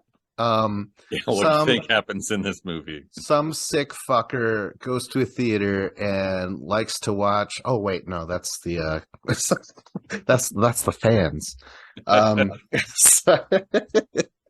No, I don't fucking judge. I don't give a shit. It's just not my personal thing. Aren't all the movies the same? Like Jigsaw captures people and he's like, you're terrible, so you gotta do this. Game. Admire my sophistication and the concepts of the torture device, right? You dead on, because We didn't have we didn't have the rights to Final Destination, so we were like, let's get more creative deaths this way. Well, that's basically the movie, and there isn't much to say about it if you don't know anything about it. Well, describe your favorite kill trap or whatever. This movie had a detective that disappeared in the past movie. One of his partners is going through these clues and finding people in traps and trying to help them finish the traps and save them or get them out of the trap. So this one guy is in this hotel room and he's tied up to this contraption where he has to pull these levers and poke his own eyes out because he has been spying on everybody in the hotel. So he'll like take pictures of them while they're staying and this and that. So Jigsaw wants him to poke his own eyes out to show that he's not going to be able to do that stuff anymore. And he's going to remove the sins, I don't know, of his past by not committing them anymore or being able to, and show that he wants to live. And then he doesn't do it in time. Spoiler alert. And his limbs are all ripped off his body and it kills him. Oh, He shit. does get one eye poked and he's a big fat guy. It's like typical sweaty wife beater. I'm a sick fuck kind of dude. And yeah, so that was one of the more interesting. Was this character played by Brendan Fraser? Yeah, good old. There's the whale. Whale of a man. They're like, you have to use a harpoon like in Friday the 13th. Yeah. Okay. So yeah, that was Saw 4. For all you Saw heads out there, we meet by the dumpster over here every Friday night to discuss. No, I every year me and my buddy would go watch the new one, and it was always kind of just fun how they would expand on the universe and the traps and whatnot. It was every year, wasn't it? Like for a solid, what? How many are there now? It was 7 years in a row, pretty much. Yeah. Wow. And then Paranormal Activity came out during the 5th or 6th one and kind of took over the Halloween. So then Saw started to do less box office numbers and they gave up. And now we've had a few reboots and there's going to be a Saw 10 here soon. So I'm very excited about it. Oh, wow. Where does Saw 4 stack up in your Rotating blades. Well, 5, 7, 8, all dog poopy. 2 is my favorite. 6 is my second favorite. I really like Spiral. That was the 9th one. Chris And Rock. then 1, then 4. So it's down there, but above about 3 or 4 of them. So midway. Okay. Spiral. That's Chris Rock, right? Yeah. What was his torture device? Telling jokes at the Oscars and then getting slapped by Will You Smith. bastard. I dare you to make a joke about Jada Pinkett Smith. Jada Pinkett Smith. I can't do his voice. I can't. Oh I don't know. All right, moving on. Okay, 3-word title starts with the, and then the S. The Sixth Sense. No. This movie is far more. It's a favorite. It's people love this fucking movie, man. Shawshank Redemption. Yes. Yeah. Oh, nice. I was gonna say, speaking of Cat's Eye, because that's Stephen King, I believe. Shawshank Redemption, man. A reshoot to a podcast that's not even this. I my imitation of Morgan Freeman, Andy Dufresne, shit like that. Dufresne. I don't know. Did you love this as well? Is this one of those things? Yeah, I'm glad we get to talk about the Shawshank Redemption. I love Shawshank Redemption. It's definitely one of my favorite movies of all time. I don't know where exactly. Top 10, top 5. It's somewhere up there. Yes, this is one of those cable sensations, right? It came out on TNT or TBS, and it's just one of those things you turn on and it's always on, and people just fell in love with it. It's kind of funny, like that's a thing that's going away with all the cord cutting and everybody's just in their own world. Like you just find whatever you want. You can literally find whatever you want as long as you know what you want and you can see it instead of flipping through channel. That's just kind of funny. Like, but Shawshank, just something about it. Like it feels like it should just be this dour drama, and it should be boring, or I don't even know how I want to characterize what it should be, but it is not that at all. It's just incredibly well paced. There's just such a journey that's taken place, and whenever one part of the journey kind of ends, something else picks up and you immediately jump into the next part of the journey.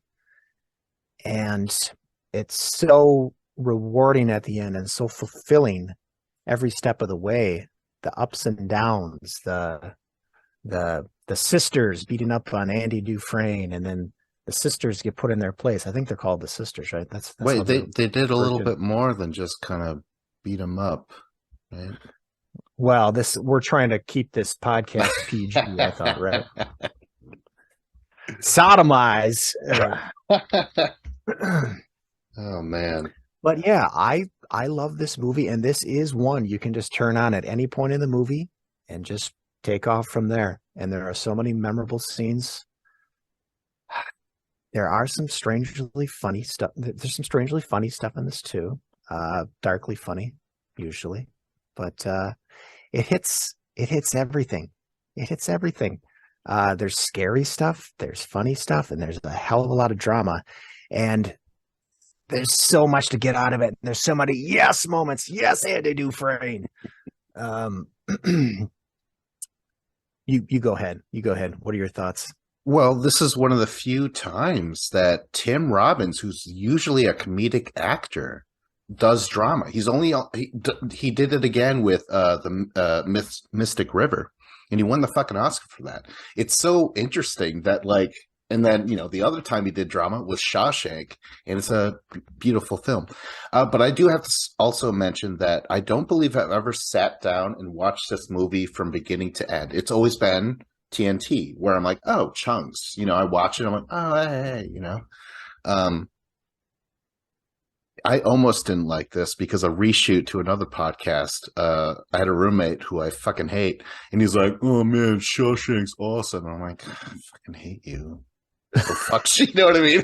So now I hate Shawshank because of in it. a way. Yeah, But after a while, no, it's great. The movie just it's something like I don't even know who the director is, the writer. That movie's so good. I should have looked that up, but it's just very good. Writer, I don't know who wrote the screenplay. It is based on a Stephen King novel, novella. I don't know. It might be a short, but yes, novella. I think. Directed by Frank Darabont, who also directed The Green Mile, another Stephen King, and he directed The Mist, another Stephen King. Oh shit!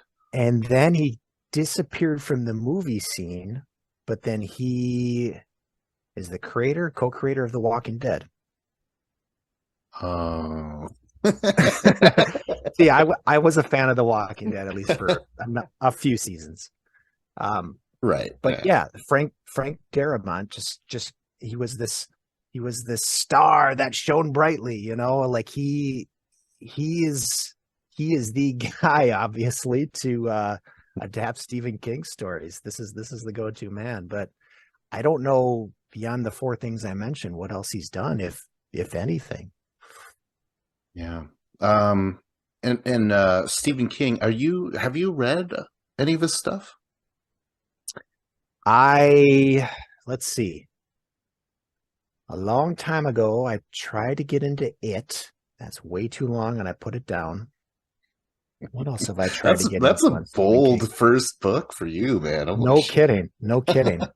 I don't know if that was my first. Like, I'm having a tough time. Let's see. I know there's something else I read of Stephen King's. Are you a Stephen King fan? I only read one book, and that was his book about writing called On Writing, and it was very good. I was moved, I was like, is this how a book of yours is? Because this is beautiful, and he's just talking about writing, I think he was like the origins of Carrie, and he got into that little story and shit, and it was really good. Yeah, okay. That's the only one. I read The Shining. Of course. That's the one I'm thinking of. Was I in high school when I read The Shining? I don't remember exactly. And I actually don't remember because I saw the movie first, so I don't remember exactly the differences between the book and the movie. Crap, it is all a blur. But I did read The Shining, and I seem to remember I've liked the movie more than the book. I don't know what it is about it, but maybe there wasn't enough overacting in the book compared to the movie. that could have been it. A distinct lack of Jack Nicholson. Go ahead. I say that with nothing but love. Jack Nicholson is amazing in that movie, but he's definitely overdoing it. It's great. Shawshank, though. Yes. All-time classic. If there are young viewers of this out there and you've never seen Shawshank, check out Shawshank. Check out Shawshank. Yeah. Okay, well, there's a few things that stand out in the movie is when he puts that record on, and there's that shot of the prison court. And they're all standing there still, and the camera kind of goes up. That shot is so great. I love that shot. I'm like, God, can we recreate that in other movies? Kind of like I don't give a shit if it's stolen now. Just put that into more stuff. God, it's so good. Well, I don't remember the shot exactly, but the whole sequence, it's an urn sequence though. So it's an incredibly powerful sequence. Like, you want to talk about goosebumps. There's many goosebumps inducing moments in this movie, but that is definitely one of them. The opera singing and just how bold and loud it is compared to the rest of the movie. It's earned though. You gotta earn a moment like that. And if you just come into it cold at that moment, you don't know what that sequence means exactly. So there's just something about Andy Dufresne taking power over the prison for a minute or two, But yeah, I mean, goosebumps. Goosebumps. That old guy who gets released finally, and that little segment of him being a grocery, working at the grocery store, asking repeatedly, when he could go to the bathroom because it's just built into him. Oh my gosh, fucking! Red Yeah, Red was here. yeah. Red was here. It's devastating yet life affirming. That movie, it's so crazy Yeah. when Andy Dufresne finally gets out of that, crawls through that river of shit. River of shit. Yeah, it's like, God damn it! Like I don't feel stuck, but I do want to feel free like him right now. That sort of thing. Yeah, again, that's one of those earned moments. Like we've never been to prison. We've never broken out of prison. But goddamn, we identify with Andy Dufresne. There's just something about the passage of time that works so well in the movie, though, too. Somehow you feel like a decade or a couple decades have passed by.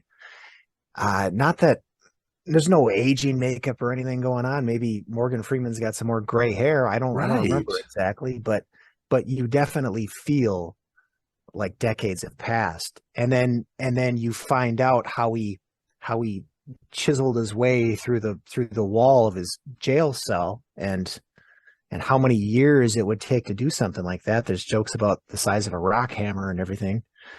There's just something, you feel the struggle and you feel the commitment to busting out of prison and it just makes you realize like the dedication that would have to go into that, like how sneaky you would have to be. There's a shot of him smuggling out dirt from his jail cell in his pants. He's going up to bat they're playing baseball and he's going up to bat or whatever, and there's a little bit of, he shakes some dirt out of his pants. I mean, just the attention to detail. It's just it's great. It's great. All the details are great, and I want to watch Shawshank again. Oh yeah, for sure. Right now. Well, bye. For sure. What I was going to mention is the warden, the guy who plays the warden. He's very good at playing an asshole. Like if you see him in other stuff, he's awesome. And after a while, I'm like, oh, maybe he is an asshole, because there are some actors who are just good at that because that's them. Yes. But he was very kind. He was very nice in an episode of Monk. Yeah. So I'm like, hopefully that just means he's good at playing assholes. And he, you know what I mean? Yeah.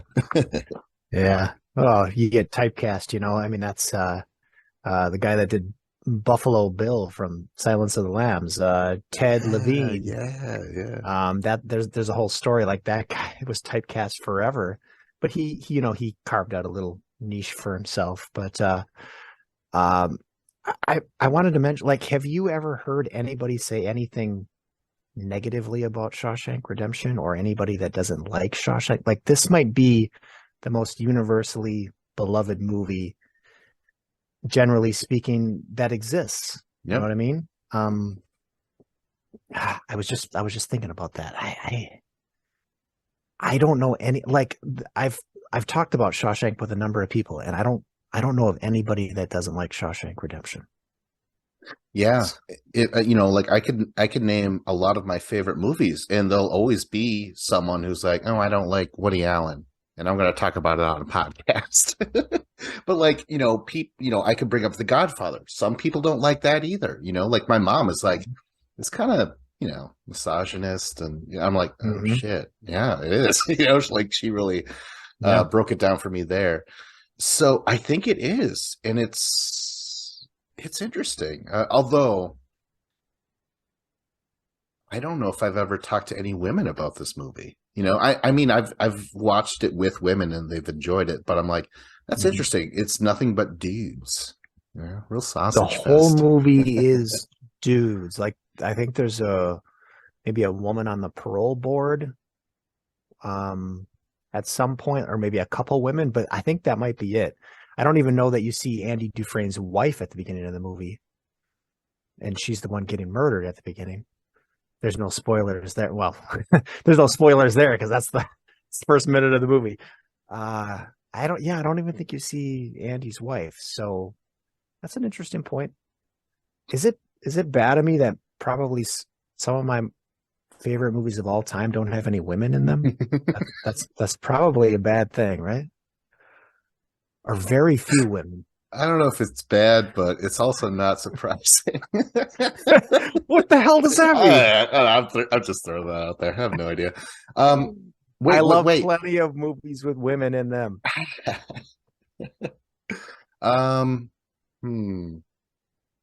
Yeah. Well, that's always an interesting thing for me. I don't know. I'm always curious about like the female perspective, man. Personally, like if we could get a fourth, I don't know who the fuck it would be, but if we could get a chick on this show or the Bears, that'd be great. Because I don't know, it's just always shit I've overlooked in some weird way. You know, I like that. Yeah, I don't know that I've talked about this movie with a woman either. So that is a good point. So maybe it's not universally beloved. I'll have to bring it up. I don't know. I watched it with an ex. She liked it as well too, I believe. Yeah. Unless she faked that too. On that note, one word starts with L. Liar, liar. I mean, that's one word repeated. Don't you hate it when someone reuses the same words to make a point? All right. Here's a big fucking thing. Tim Curry. Tim Curry, one word. What was Tim Curry in? What's another? Richard Donner. Whoa. Law.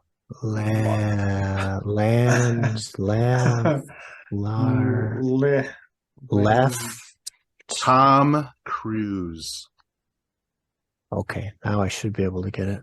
Tim Curry, Tom As Cruise. a Tom Cruise super fan. Well, I just feel like I know just about every movie Tom Cruise has made for some reason, because I've probably seen most of them. So I'm guessing 80s. I'm guessing 80s. Yeah, 80s. Yeah, for sure. Let's see. Orange, Tangerine Dream, Satan, Goblin. Legend. Yeah, there we go. I have never seen Legend. Oh, really? Oh, what do you think it's about? Well, it's called Legend. Tangerine Dream. I'm guessing it's a fantasy movie. Tim Curry plays some sort of leader of goblins, and Tom Cruise gets sucked into a fantasy world. And Tangerine Dream soundtrack. What is he after? What's his goal? His girlfriend gets kidnapped. And hijinks ensue. Hey, that's the way I end everyone. You know, his girlfriend does get kidnapped. Ooh, but Tom Cruise is an elf in this fantasy world. He's an elf. Yeah. And then his girlfriend, they're not supposed to touch unicorns, right? And a unicorn shows up and the girl is like, I'll pull an Eve on this shit and touch the unicorn. Right? Women, huh? Yeah. Thanks again. Even in this fantasy. Is this a good movie? I mean, I watched it at my grandpa's house on VHS when I was a kid. And I was like, oh, that was weird. So again, I'll ask, is this a good movie? Is this worth watching? I think it is, but it's so weird how I'm not sure. I think it's because it's one of those I only watched it when I was a certain age, and I think that's one of the big hindrances. But very 80s. There's like shit all over, like floating. What do you call it? Not dandelions, but what are those things called? In the air. I don't know. Pollen? Yeah, basically. There's pollen like in every fucking scene. It's lit. this crazy way. It's a gigantic film set. I really enjoy how it looks like, but I don't know. I remember some of the background stuff about like how people couldn't breathe because all that shit was in the air, you know? Yeah. Is that the basis? Is that the thing that propels the movie forward? Is that the world is falling apart because there's shit in the air? Or? No, it's really beautiful looking. I'm just saying, like, to achieve that effect, it was really bad on people's lungs. Oh, okay, I get what you're saying. So what happens is the girl touches the unicorn. She gets captured because of it or something like that, because she did something wrong by basically Satan. Do you remember fucking Tim Curry's Satan looking Yeah, he was creature, terrifying. John? Yeah. Gigantic fucking horns. Like, it's Tim Curry in probably his most horrifying performances. I remember watching this as a kid. I'm like, is that real? Because I was at my grandma's and she was super religious, where she had one of those like 3D Jesus Christ pictures, you know, or I'm like, this is fucking weird. And here I am watching that. I'm like, it's all real. Yeah.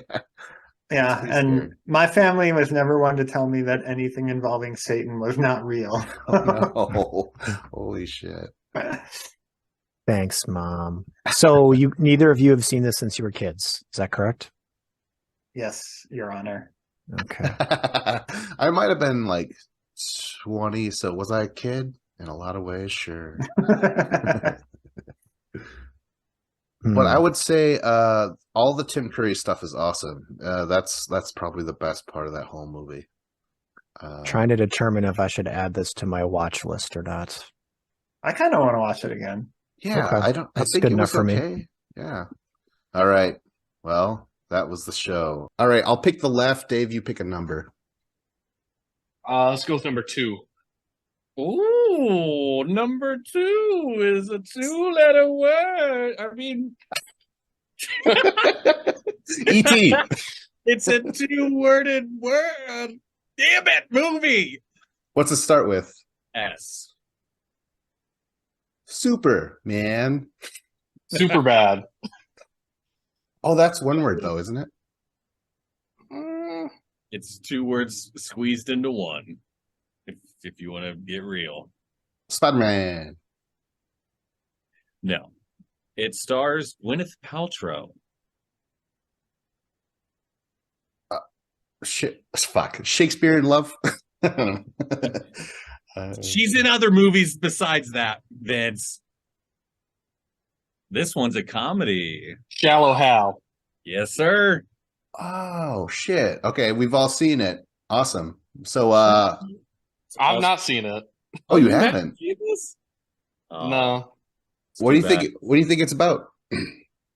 What do I think it's about? It seems like I don't know, it's like a Freaky Friday, except for it isn't, like a mother and daughter switching places. It's Gwyneth Paltrow switches places with a fat lady or something, or a fat version of herself. And then Jack Black has to decide whether he likes her for her looks or her personality. And he has to decide whether he's going to be shallow or not. The movie is about a guy named Hal, played by Jack Black, and he goes to a guru, and he objectifies women. He's out and about, and he's like, that girl's ugly. I only go for 10s, even though he looks like Jack Black, who is, fat. But so this guru rids his mind of the shallowness inside of him. So he meets this woman who is Gwyneth Paltrow, who happens to be this big fat lady, but he sees her as Gwyneth Paltrow, the beautiful skinny lady.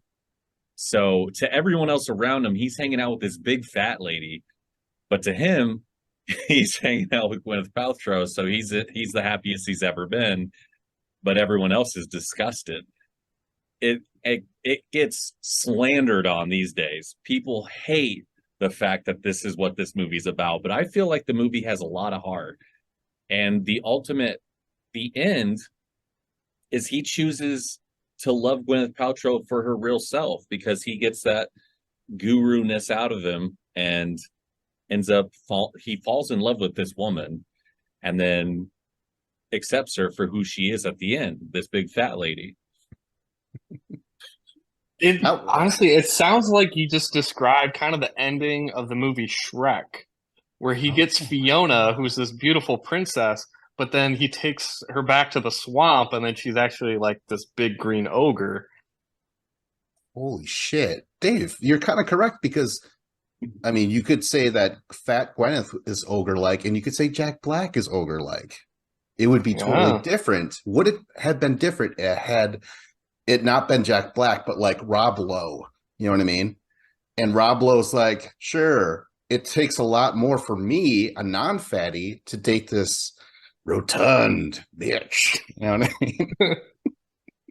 Vince, do you remember any specific scenes in this movie? Because I remember one that I want to bring up, and I laughed so hard. Oh, go ahead. I'll go ahead then. So he realizes his friend tries to like stop him from seeing this girl once Jack Black realizes he's seeing everyone for who they actually are now. So he's like, you cannot see what she actually looks like. You will vomit in your mouth. So, but he finds out where she lives. Well, I guess he's already been there before because he met the family and stuff like that. And he goes there and the housekeeper opens the door and he just assumes that that's her because he's never seen her before and she's a bigger lady. So he just starts fucking making out with her. And yeah, it's not. And then Gwyneth Paltrow walks by and he's like, what are you doing? And it's just so funny. That was funny. I think I saw it in theaters. Yeah, I liked it a lot. I think it's Fairley Brothers, right? Yep.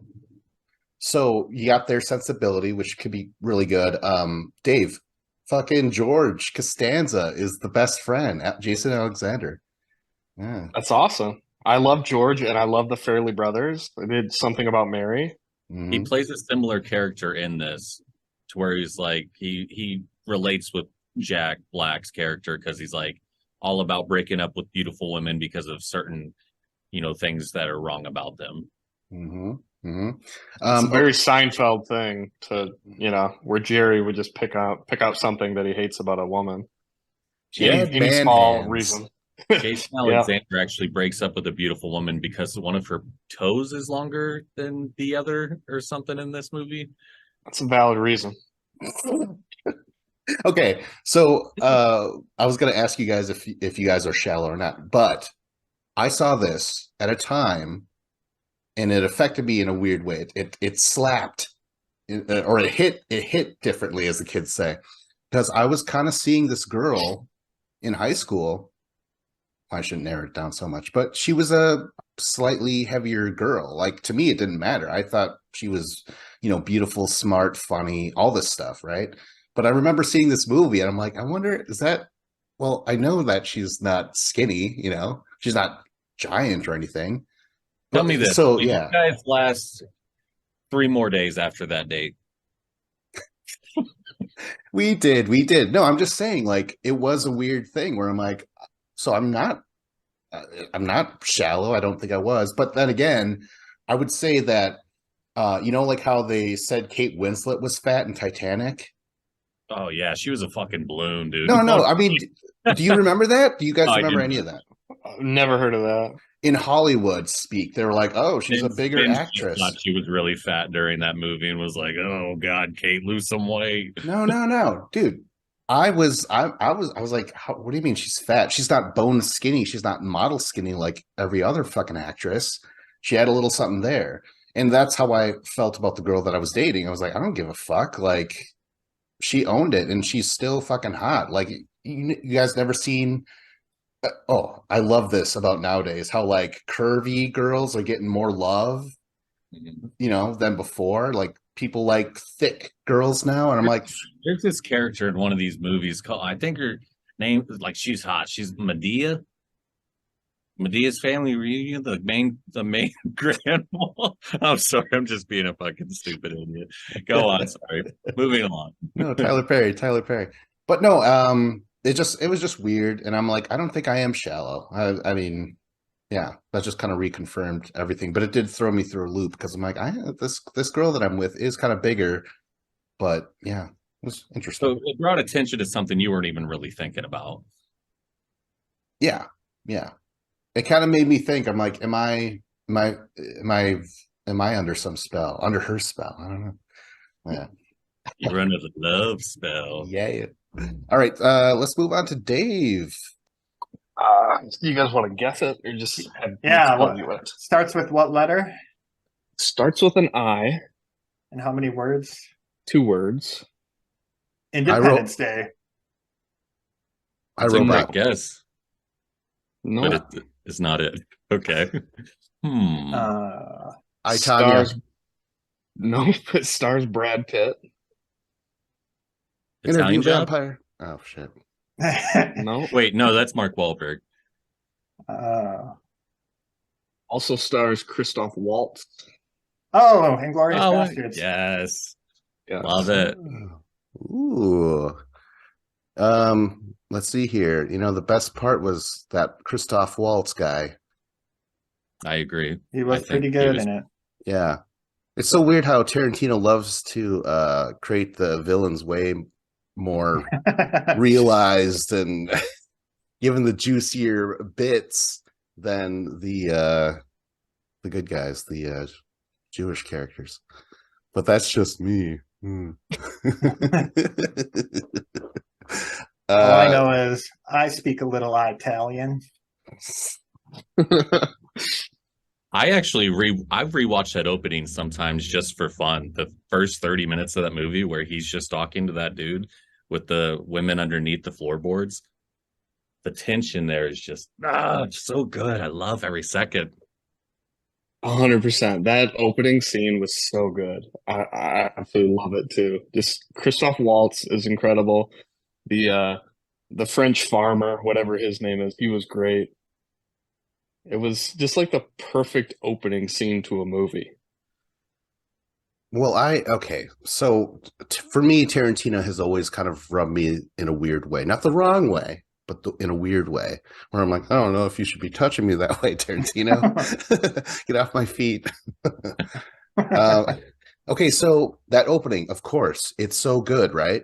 But then it ends where that woman's running away and he's about, there's that shot through the doorway to the outside. And I'm like, that's an amazing shot. Where do I know that from? It's from I think it's The Searchers, a classic Western film. Oh, yeah. So I'm like, oh, he stole that shot, which is what he always fucking does, right?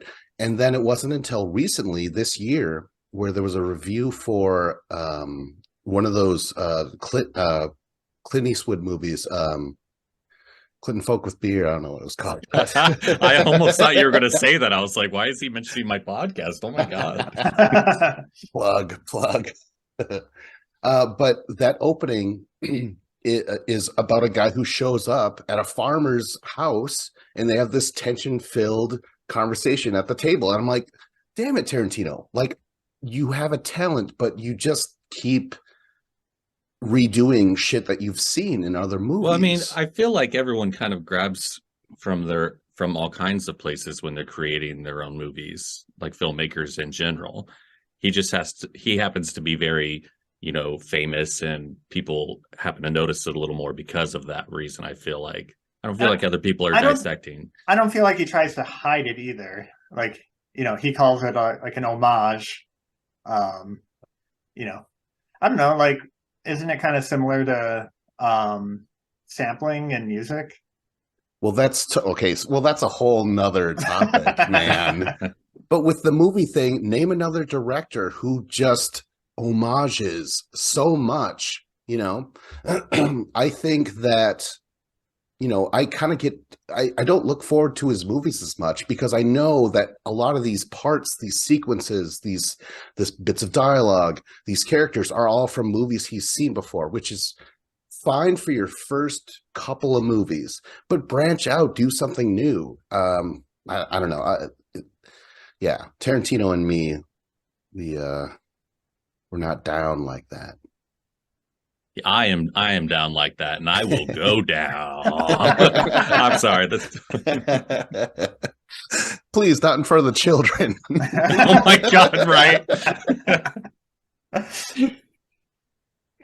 Okay. One thing I think of, this movie makes me think of talking it. One of my buddies I go camping with has a shirt that says "the Bear Jew" on it to describe himself while he's camping, I guess. We I have love a that scene so much. Or what was his name? Donnie. He's like, Donnie, guy wants to die for his country. Oblige him. Oh my God. I'm here to take another piss on the parade. Don't Eli- you do it, Vince. Eli Roth Don't you? is such a bad actor. As soon as he started yelling, I'm like, oh, what is this? Like, don't give him lines. He's a director. He directed Cabin Fever and Hostel, but that's where he belongs. Him in front of the camera was very bizarre. And BJ Novak. That was truly bizarre. I'm like, The Office. I do agree with that. And one of the good things about Inglourious Bastards is Quentin Tarantino didn't cast himself in the movie. He just casted other directors in the movie. So I'm going to take that negative and turn it into a positive. We didn't have to watch Quentin on screen. There you go. Okay, but for me though, my favorite scene, and this is the only, like, I was kind of passive throughout the movie until this happened.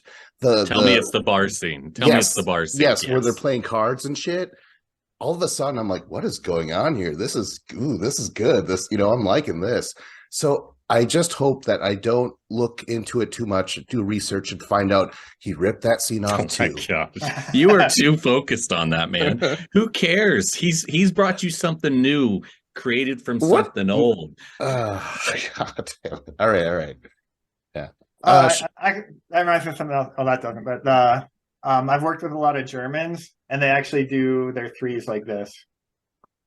Like that's a real thing. Wait, I thought it was this. No, so if you're like English or American, you'll do this probably, and they do their thumb and two fingers. So in that movie, Tarantino got it wrong because he went like this. Oh, really? Yeah. Okay.